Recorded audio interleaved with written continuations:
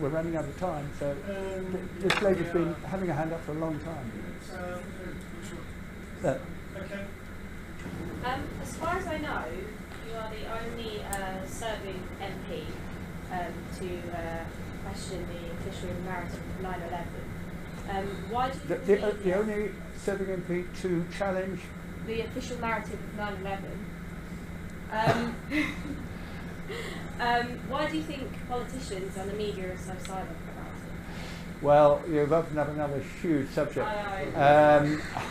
Let me say this, I did because I am convinced that the arguments of the US Senate Commission, which was set up to investigate it, several of their conclusions simply cannot be correct.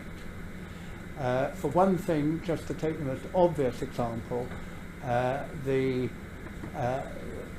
Pentagon, which was hit by the third plane, and this was a large civil plane, the buildings which were destroyed were nowhere near wide enough to have been hit by a civil airliner.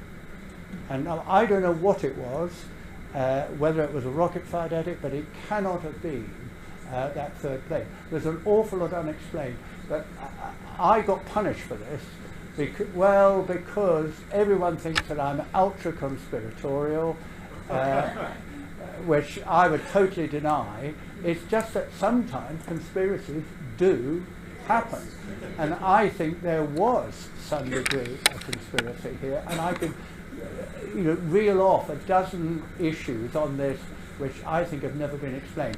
I don't want to get hooked on it because unfortunately, Obama could have opened up the papers and we could have known the full truth. But I think that's not going to happen.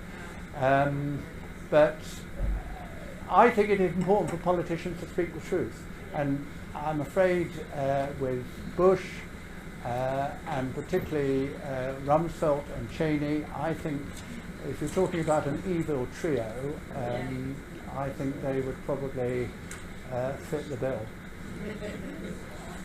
I'm afraid it's 7:30 now, which means that there's probably already a taxi waiting outside. So we're going to have to call a halt there. I'm sorry those of you who've been waiting to ask questions. You're going to have to do if I don't. So can we just thank our speaker again?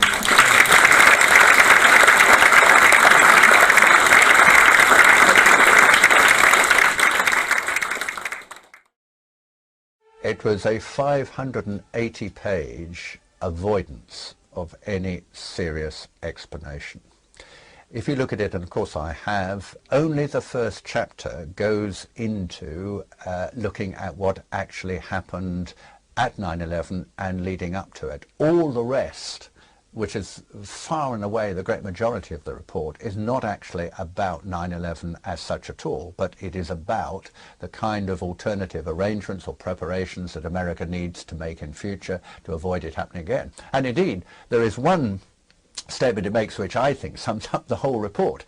It is widely known and believed that Lieutenant Mahmoud Ahmed, who was the head of Pakistan's Inter-Services Intelligence, the ISI, asked a known Islamic militant called Omar Saeed Sheikh to wire $100,000 to Mohammed Atta, the leading hijacker, in the period leading up to 9/11. That has since been confirmed by the FBI. What the report, the official investigatory report says is that the US has never been able to find the sources of financing for 9/11. And then they say this: that, after all, is a matter of no great importance. I find that astonishing. It is a matter of absolutely central importance. So there was a very great deal of evidence, and it seems to me extraordinary that the United States, with its stupendous military capabilities and the most technologically advanced country in the world, completely and totally failed to follow up these leads. I think that 9/11 provided the trigger to enable the US administration under George Bush to put in place a geopolitical strategy to seek American control. They made sacrifices. Most likely, it's an operation in psychological warfare. It's a form of war, and in a war, it's acceptable when people die, even on your own side. In this deception, killing is allowed to achieve a higher goal. All that I can say is, let other people make their judgments about 9/11. If they think that the war on terrorism explains it, I would like to know why all the facts about the failure to respond before, at, and after can be explained. If they needed a trigger, then finding that an attack was planned was an exceedingly convenient pretext, and I think they used it. Governments, and people don't like to think of this, governments can be ruthless. They only think in terms of power. Democracy and constitutional states don't play a role. That's the philosophy behind it, which unfortunately is shared in the United States by both parties. People with moral objections don't stand a chance. The truth is, conspiracies do sometimes occur. In history, there's no doubt about that. When you look at that evidence, it is so compelling, so comprehensive, that it is very difficult, in my view, to come to a different conclusion from the one that I do. What was the September 11th attack other than an attack? Was it the great disruption the conservatives were waiting for? Enabling this new, more aggressive United States policy? Now there is public support in the United States for a war in Iraq and Afghanistan, and threats towards Syria, Iran, and Korea.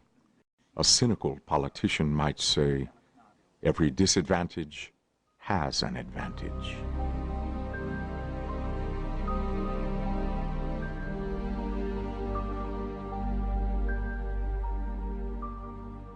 They are facts. They're uncomfortable facts. They're shocking facts. Deeply, deeply shocking.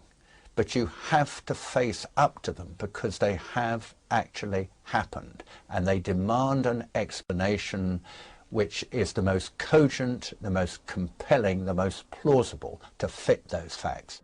We do need to know the truth. We do need to know the truth.